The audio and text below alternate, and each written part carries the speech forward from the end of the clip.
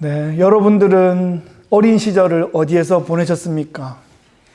12살 이전의 어린 시절 어디에서 보내셨습니까?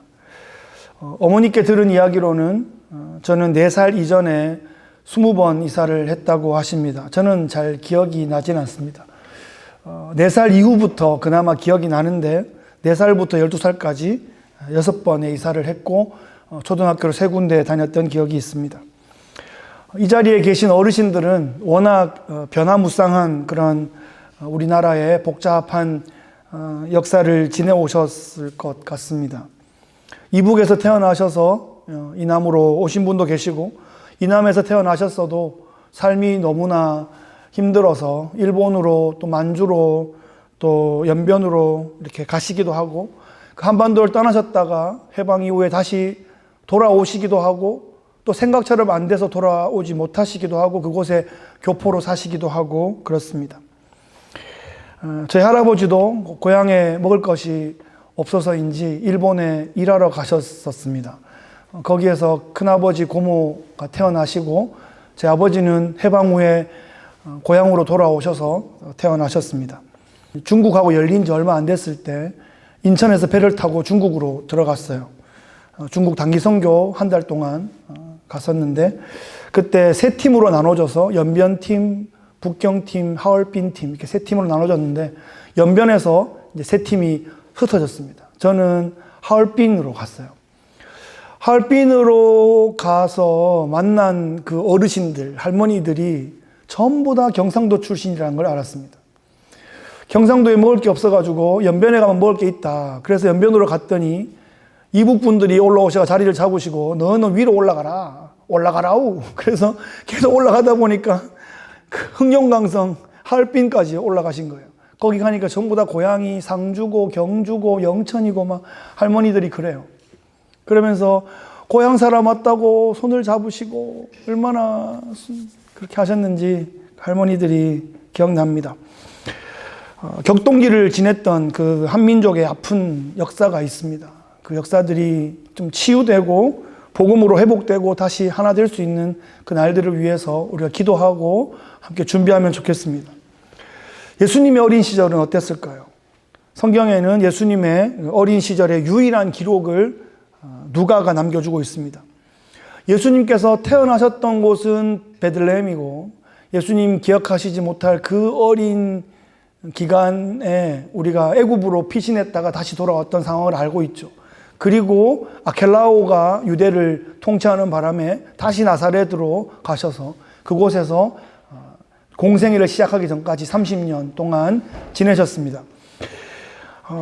그 당시에 예수님은 다윗 가문이죠. 우리는 전혀 모르는 이 이방인으로서 성경을 보고 다윗 가문이다 그러면 와 대단한 것 같지만, 화려했던 시절이 있었고, 예수님 시대 때 다윗 가문은 몰락한 양반 가문 같은 느낌이었어요. 그 당시에 헤롯 가문이 정치적으로 가장 셌고, 종교적으로는 사두개인 가문이 제일 셌고, 또 뭐 종교적으로나 또 여러 가지 사회적으로 유대 사회 가운데서는 바리새인들, 율법사, 서기관들이 존경을 받았습니다. 예수님의 아버지 요셉은 목수였습니다. 말이 목수지 이런저런 집안에 관한 허드렛 일을 다 하는 그런 건축가, 소규모 건축가였을 것 같습니다. 예수님은 가정의 장남으로서 목수 일을 도왔고, 공생애 이전까지 가정 경제를 아마 책임 있게 섬기셔야 됐을 겁니다. 오늘은 예수님 어린 시절의 유일한 기록인 12살 때 예루살렘 성전을 방문했던 그 기록을 함께 살펴보겠습니다. 예수님의 부모님은 철저한 유대교 신앙을 잘 유지하고 있었습니다. 그 당시의 유대교라는 것은 유대인들에게는 그것이 신앙이기도 하지만 역사이기도 하고 또 문화이기도 하고 일상생활 속의 습관이기도 합니다. 그래서 때로는 상투적인 그런 말이나 별 생각 없는 습관처럼 우리한테 들어와 있기도 합니다. 제 어릴 때 친구들한테 뭐 종교가 뭐냐 서로 물어보잖아요. 교회 다니면 기독교라 그러고 교회 안 다니면 다 유교라 그랬습니다. 제가 살았던 그 경북 그 시골에는 그냥 유교 문화가 이렇게 있어가지고 그냥 뭐 부모님 공경하고 나라에게 충성하면 다 유교다 생각하는 그런 문화처럼 이 당시에 그런 유대교 그런 문화였는데 그런 문안을 우리가 이제 서구에 있어 보면 또 느낄 수 있죠. 제가 친구랑 같이 대학교를 졸업하고 둘이서 배낭여행을 갔어요. 유럽을 한번 섭렵하리라. 그러고 갔는데 지금 가면 참 많이 배울 것 같은데 참 아는 게 없이 가면 아는 것까지밖에 안 보이는구나 그런 걸 깨달았습니다. 그래 둘이서 가다가 야 저기 서봐 찍고 자 저기 서봐 찍고 사진을 서로 찍어주는 거예요. 둘이 갔으니까 둘이 찍는 이게 말을 붙여가지고 둘이 찍어달라는 말은 잘 못하고 서로 독사진만 있는 거예요. 갔다 오니까 전부 다 뒤에 배경이 교회야. 이게 로마에서 찍은 교회인지 벨기에에서 찍은 교회인지 오스트리아에 찍은 교회인지 전부 다 교회 괜찮은 건물만 있으면 서봐 그러고 찍고 서봐 그러고 찍어 나중에 어느 나라 무슨 건물인지도 모르고 그냥 기독교 문화가 있는 그 지역에 가서 그 사람들은 다 자기들이 그냥 기독교인이려니 하고 살았을지 몰라요. 유대교 사회가 문화가 좀 그랬을 거예요. 그런데 좀 다르게 살았던 사람들이 있었단 말이죠. 예수님의 부모들은 해마다 유월절이 되면 예루살렘으로 갔다 이렇게 기록하고 있습니다. 유월절은 여러분 아시죠? 유월절 이스라엘 민족이 새롭게 거듭난 날입니다. 각 집의 마지들이 짐승까지 다 죽었던 날에 양의 피를 문의 임방과 절주에 바르고 그 안에 들어와 있던 모든 각 집의 마지들이 다 살았습니다. 그래서 이스라엘은 새로운 생일을 얻게 되었고 새 역사를 시작하게 되었습니다. 그날을 기억하라 이렇게 출애굽기에서도 얘기하고 레위기에도 얘기하고 민수기에도 얘기하고 또 신명기에도 또 얘기하고 요즘 우리 민수기 읽고 있는데 계속 유월절을 기억하라고 합니다. 그래서 이제 그 땅에 들어가면 유월절을 그 땅에서 지켜내야 되는 거죠. 그런데 유월절을 잘 지키지 못함으로 인해서 생겼던 사사기 그 이후에 또 혼란의 역사를 우리가 기억합니다. 이스라엘 백성들이 유월절을 잘 지키는 것이 그들의 신앙과 그들의 신학과 그들의 사실 생명줄이 달려있는 건데 그것을 너무 쉽게 놓쳐버렸던 거예요. 많은 경우에 유월절을 그냥 지키지 않고 있거나 그냥 뭐 고루한 문화처럼 형식처럼 그렇게 하고 있거나 때로는 사두개인들로 인해서 그것이 아주 상업적으로 예수님께서 강도의 구려를 만드는도다 이렇게 혼내신 것처럼 그렇게 비즈니스로 변질되어 버린 그런 모습인데 그런 와중에도 아주 진실하게 유월절을 지키고 있는 경건한 가정이 있었다는 거예요. 예수님의 부모님의 가정이 그랬습니다.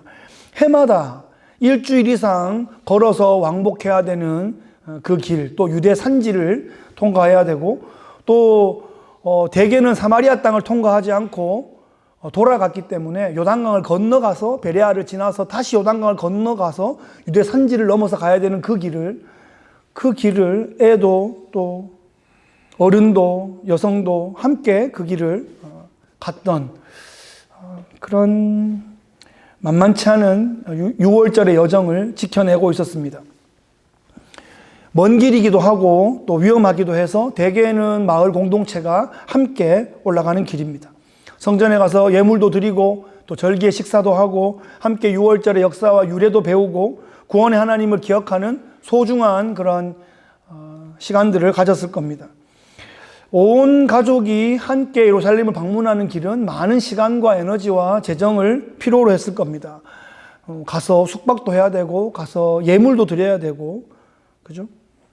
그런데 그런 모든 비용들을 아까워하지 않고 1년 동안 그 다음 유월절을 위해서 또 준비하고 또 계획하고 그렇게 함께 방문하고 그런 일들을 했습니다. 하룻길을 걸어왔는데 아들 예수가 보이지 않습니다.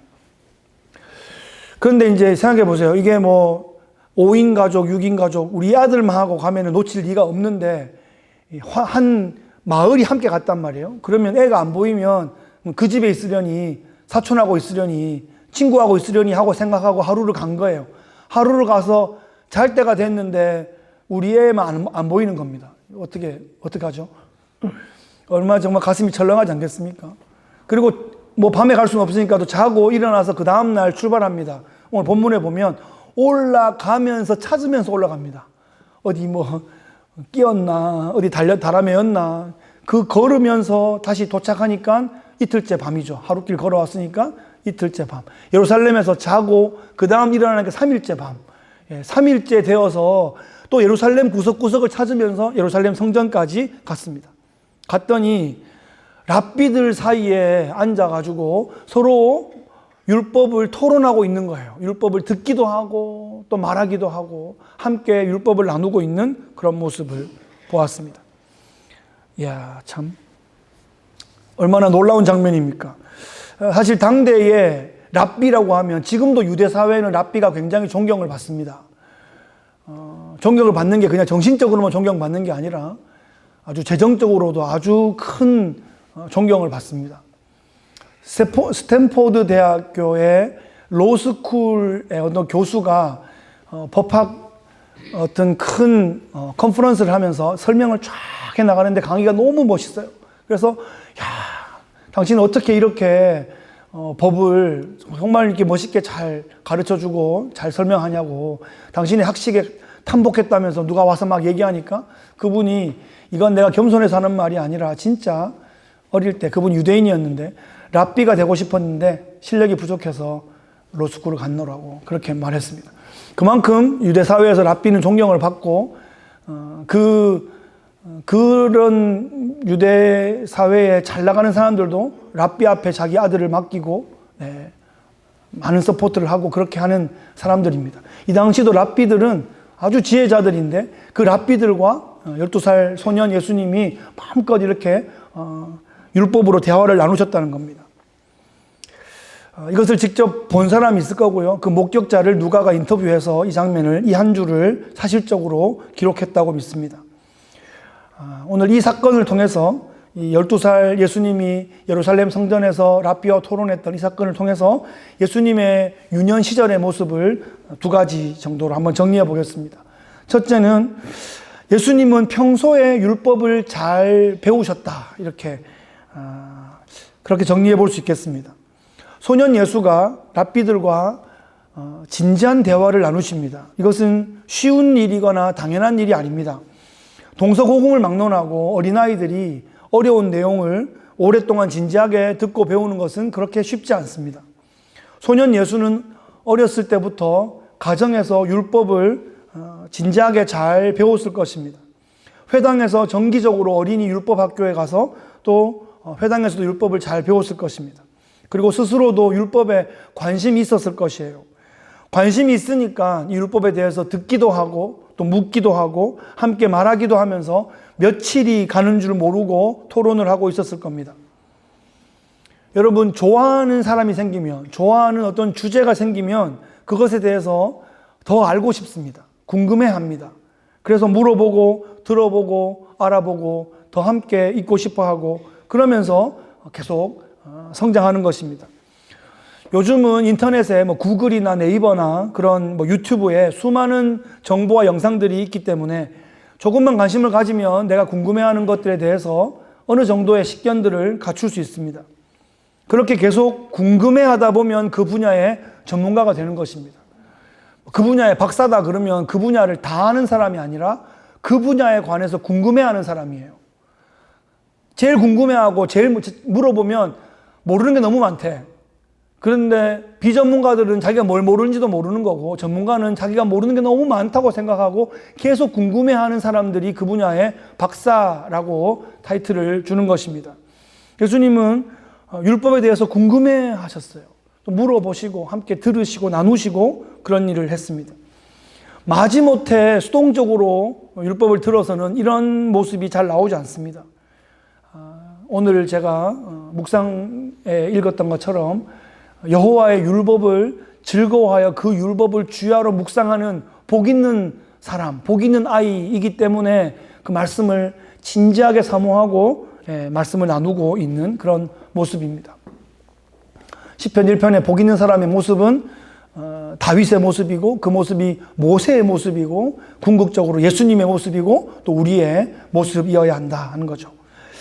여기서 한번 생각해 봅시다. 나는 말씀을 궁금해하는가 하는 것이에요. 나는 말씀을 배우고 싶어 하는가? 분명한 것은 말씀을 궁금해하고 알고 싶어 하고 배우고 싶어 하면 분명히 성장이 있습니다. 그런데 다 들어봤던 거야. 옛날에 다 들어봤어. 그러고 있으면 훈련 얘기하면 옛날에 다 받아봤어요, 목사님. 다 해봤어요, 우리.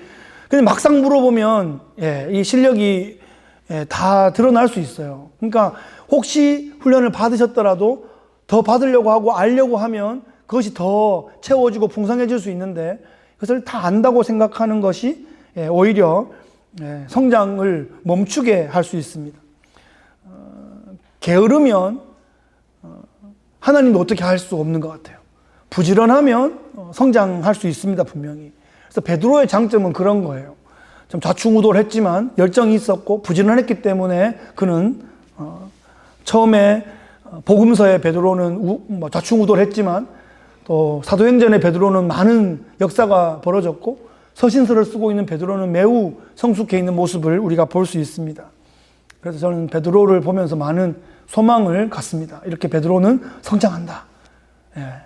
베드로 같은 우리도 성장한다. 이렇게 생각합니다. 하나님은 참 좋으신 분이셔서 우리를 억지로 하지 않으십니다. 마음을 이렇게 불어넣어 주시고 또 우리가 그 감동하심을 받아서 우리가 스스로 마음문을 열고 자발적으로 나와야 됩니다. 그럴 때 하나님께서 은혜의 햇살을 쏟아부어 주시는 거예요. 여러분 한번 생각해 보세요. 내가 말씀을 궁금해하지 않는데 내 자녀가 말씀을 궁금해할까? 한번 생각해 보세요. 그럴 확률은 참 희박합니다. 예수님의 부모님이 유월절 해마다 지키고 말씀을 궁금해했기 때문에 그 절기를 참으로 해마다 지키는 거니까 작년에 했는데 올해 또 합니까? 그러는데 올해 주시는 또 새로운 은혜가 있을지 모른다 하면서 해마다 또 간 거죠. 여러분이 잘 아시는 장로교의 제일 창시자라고 하긴 그렇고 장로교의 가장 근간이 되는 요한 칼빈 선생님한테 누가 물었습니다. 목사님 교회를 매주 가야 됩니까? 하나님 구원하시면 구원받은 거 아닙니까? 이렇게 얘기하니까 칼빈 선생님이 이렇게 말씀하셨다고 해요. 어렸을 때 들었는데 기억이 나요. 하나님께서 이번 주에 내가 혹시 빠지면 이번 주에 놀라운 은혜를 주시면 어떡하냐. 이번 주에 전에 없던 놀라운 은혜를 주실 수 있을 것을 기대하면서 매주 은혜 앞으로 나간다. 그런 말씀을 했대요. 자녀들은 부모를 또 보고 배우고 따라가며 배웁니다. 그래서 부모가 더 많이 보여줘야 됩니다. 사모하는 모습을 보여줘야 돼요. 더 많이 말씀에 노출시켜줘야 됩니다. 부모의 역할은 그런 것 같아요. 더 많이 궁금해할 수 있도록 그런 접촉 포인트들, 그런 자극점들을 주는 게 부모의 역할인 것 같습니다. 공부도 결국은 자기가 해야 되잖아요. 어거지로 밀어 넣는다고 되겠습니까? 자기가 궁금해하면 공부를 하는 거예요. 궁금해하면. 그죠? 여기 제 아들도 있는데 지가 궁금해하는 거는 그쪽에서 막 발전을 해요. 어느 날 종이를 이렇게 접어보더니 궁금해하더니 유튜브를 켜고 종이 접기를 계속 하는 거예요. 그러다가 별 희한한 걸 만듭니다. 희한한 걸. 종이학 정도는 저도 할 줄 알았는데 그 정도가 아니라 공룡도 만들고 공룡알도 만들고 별 희한한 것들을 만들어내요. 궁금해하면 계속 발전을 하는 거예요.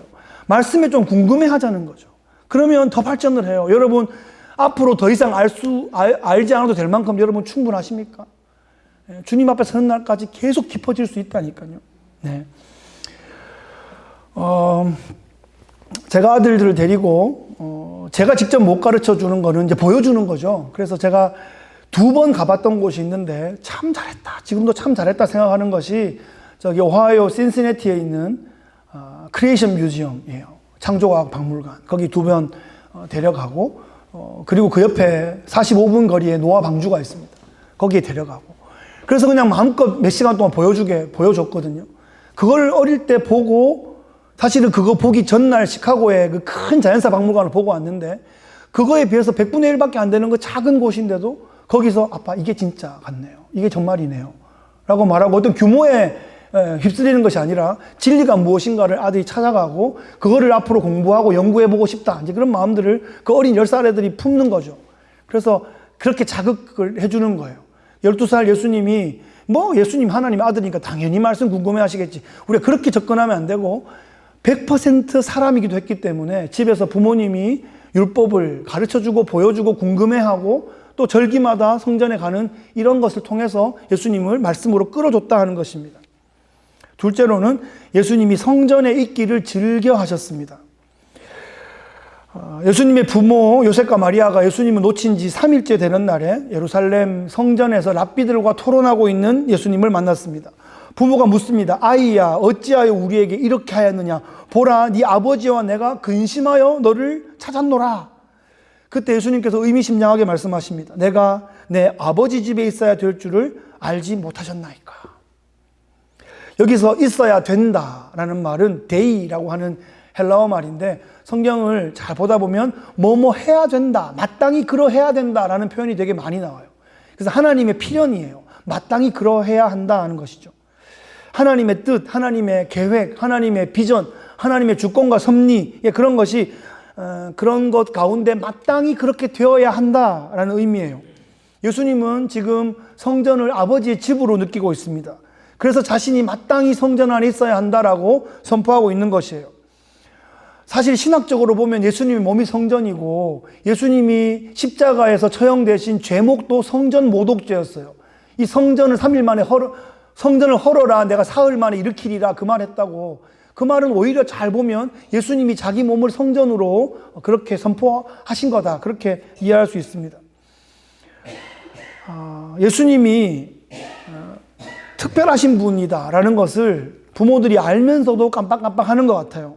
예수님은 부모에게 순종하시면서 가정을 잘 섬기셨지만 예수님은 특별하게 태어나셨고 특별한 예언을 받으셨고 장차 메시아의 나라의 그 메시아의 사역을 아주 잘 감당하셔야 될 그런 분입니다. 예수님의 부모들이 그 사실을 잘 알았을 텐데 평소에 살아갈 때는 여느 집 아이들과 똑같은 모습이기 때문에 자주 잊고 지냈을 거예요. 예수님은 분명히 하나님의 아들이신데 평소에 보니까 참 착한 내 아들인가? 동생들에게 모범이 되는 그냥 맞이구나? 이렇게 생각하며 지냈을지 몰라요. 하지만 예수님은 분명히 하나님의 아들이시기에 12살 무렵쯤 되었을 때는 예수님이 하나님의 아들로서의 정체성을 깨달아가고 있었을 겁니다. 마리아는 예수님을 내가 배 아파서 낳은 아들이다 이렇게만 생각하면 안 되는 거예요. 성령으로 잉태되신 메시아이신 겁니다. 요셉은 사실 예수님의 탄생과는 아무런 상관이 없는 그저 법적인 부양자였습니다. 요셉은 예수님 볼 때마다 저 아이는 성령으로 잉태된 하나님의 아들이야 라는 생각을 계속 기억해야 됩니다. 그러지 않으면 자꾸 까먹는 거예요. 예수님은 경건한 부모님을 따라서 정기적으로 성전을 방문했고 성전에 있는 모든 예식에 아주 경건하게 참여했고 성전에 머무는 것을 기대하고 소망하고 또 즐겨하면서 어린 시절을 보내셨습니다. 12살 되던 해에 부모와 친지들 또 친구들이 다 떠나는 줄도 모르고 성전에서 며칠을 더 머물면서 랍비들과 율법을 토론할 정도로 아버지의 집 성전에 있기를 즐겨 하셨습니다. 여러분은 성전에 머물기를 즐겨 하십니까? 지금 성전이라고 하면 예루살렘에 가면 통곡의 벽이라고 있어요. 그 통곡의 벽이 예수님 시절에 있던 그 예루살렘 성전의 서쪽 땅 속에 있던 그 기초거든요. 그 앞에 가서 그 돌 틈에 기도 제목을 막 써가지고 돌 틈에 종이를 막 밀어 넣으면서 막 이렇게 유대인들이 가면 기도를 하고 그럽니다. 그런데 거기는 그냥 돌이 있는 거지 거기가 성전이 아니에요. 유대인들은 거기에 진짜 성전이 새로 지어지고 거기에 메시아가 오신다고 막 생각하고 있는데 그렇지 않고 성경은 분명히 예수님께서 부활하셔서 아버지로부터 성령을 받아서 우리에게 주시고 성령이 우리에게 임재하셔서 우리는 성령이 거하시는 각 사람이 성전이 된다는 거죠. 성도 한 사람 한 사람이 성전인 것이고 그 성전들이 모여있는 이곳이 성전 공동체가 되는 것이에요. 그래서 이곳을 성전이라고 말할 때 우리가 돌을 가지고 성전이라고 말하는 것이 아니라 성도들이 모여있는 곳을 성전이라고 말할 때 영적으로 그것도 맞는 표현입니다. 네. 그래서 우리가 교회에 오는 것을 즐겨합니다. 네. 교회가 성전과 똑같은 것은 아니지만 성도들이 함께 모였을 때 이곳이 영적인 성전이 될 수 있기 때문입니다. 조금 더 확장해 보면 우리가 예배를 드리고 파송받아서 이제 각 삶터와 일터로 나갑니다. 그곳에 우리가 갈 때 성전으로 나가는 거예요. 성령이 임하시는 한 사람 한 사람의 성전으로 나가서 그곳에서 나라가 임하옵시며 하나님이 나를 다스리시는 하나님의 나라로서 그곳을 섬기게 될 때 그곳이 하나님의 나라가 되어가는 거죠. 그곳이 성전이 되어가는 거예요. 그래서 성전은 우리가 함께 모였을 때도 느끼고 세상으로 파송되었을 때도 하나님의 임재를 느끼는 그곳이 바로 성전이 된다 하는 것입니다. 그래서 여러분 성전에 있기를 즐겨하십시오. 그것은 하나님의 임재를 사모하고 하나님의 임재를 즐거워하라는 것입니다. 여러분들 그런 마음으로 삶터를 살아가고 일터를 섬기고 자녀를 양육하고 또 자녀를 격려하고 공동체를 축복하고 함께 세워나가는 우리들 되면 좋겠습니다. 말씀을 정리하겠습니다. 오늘 말씀의 제목은 하나님의 임재 안에 성장하라 하는 것입니다. 여러분 우리는 성장해야 합니다. 하나님은 자녀들의 성장을 기대하십니다. 자녀들이 성장하는 것을 기뻐하십니다. 예수님도 이 땅에 어른으로 오시지 않으셨어요. 아기로 오셨고 돌봄을 받으셔야 됐고 교육을 받으셔야 됐고 점점점 성장하며 하나님과 사람 앞에서 성장하는 모습을 보여주고 참으로 기쁨과 보람을 느끼게 하셨습니다. 예수님도 아기로 오셔서 성장하셔야 했다면 우리도 성장해야 합니다. 거듭난 지 얼마 안 되는 어린 신자도 돌봄받으며 성장해야 하고 얼만큼 자란 성도라면 훈련받으며 성장해야 되고 성숙한 성도라면 어린 양들을 돌보면서 성장해야 됩니다. 모든 단계의 각 세대별로 모든 성도들이 다 성장해야 되는 거예요. 나는 끝났고 야 너네들만 커 이런 거 아니에요. 모두 다 누구나 끝까지 성장할 수 있다는 것입니다. 성장을 멈추는 것은 퇴보하는 것입니다. 물살에 밀려 떠내려가는 것이에요. 그것은 살아있는 모습으로 보이지 않습니다. 마치 죽은 물고기가 배를 이렇게 드러내고 물에 막 휩쓸려가는 그 오염된 강에서 보는 그 물고기들 같이 참으로 흉한 모습입니다. 그래서 우리는 결심해야 됩니다. 주 앞에 서는 날까지 계속하여 성장하겠다. 이렇게 결심해야 됩니다. 한번 따라합시다. 주님 앞에 서는 날까지 계속 성장하자. 주님 앞에 서는 날까지 계속 성장하자. 좀 쑥스럽지만 옆에 있는 성도 한번 바라보시며 주님 앞에 서는 날까지 계속 성장합시다. 한번 지켜보세요. 네, 그렇게 우리 응원하고 함께 성장하면 좋겠습니다. 어떤 부분에 성장하면 좋을지 간단하게 세 가지만 살펴보겠습니다. 첫째, 우리는 교회에서 성장해야 됩니다. 여러분 이 말은 뭔 말입니까? 하던 대로 하면 안 돼요. 교회 경력이 몇십 년 되면 끝난 게 아니고 교회에서도 성장해야 됩니다. 그 말은 자기 경험, 자기 생각대로 그냥 하면 안 된다는 거예요. 주님 뜻이 무엇인지 분별하는 일들을 계속해야 됩니다. 경건해야 되고요. 배려해야 되고요. 주의해야 됩니다. 나보다 남을 낮게 여겨야 됩니다. 워드 플레이죠. 낮게 여기는 게 아니라 낮게 여기는 거. 그거를 해야 돼요. 남의 말을 쉽게 하면 안 됩니다. 기다려줘야 돼요. 조금 참을 줄 알아야 됩니다. 교회는 그리스도의 몸이고 우리는 그 몸의 지체이기 때문에 서로 함께 도우며 주님께 영광 돌리고 서로를 덕세워가는 그 일을 우리가 교회 가운데서 하는 것입니다. 둘째, 우리는 일터에서 성장해야 됩니다. 교회만 하나님의 나라이고 일터는 세상 나라인 것이 아닙니다. 하나님의 나라는 하나님께서 다스리시는 나라이고 하나님께서는 거듭난 백성들의 마음을 다스리십니다. 그를 통하여 이 삶터와 일터를 다스리시기를 원하시죠. 그래서 우리는 일터가 하나님의 나라가 되어가도록 그렇게 섬겨야 하는 것입니다. 일터는 마지못해 나가고 죽지 못해 일하는 돈을 버는 도구 그런 것이 아니라 그 일터를 통해서 내가 영육간에 자라가야 하고 나를 통해서 마치 보아스의 밭처럼 그 일꾼들도 함께 자라가야 하는 것입니다. 그 마음으로 여러분 일터에 나가시기 바랍니다. 셋째, 우리는 가정에서도 성장해야 됩니다. 하나님은 생명이 가정에서 태어나게 하시고 가정에서 양육되고 성장하게 하셨습니다. 또 가정에서 자녀를 파송하여 또 가정을 세우는 거예요.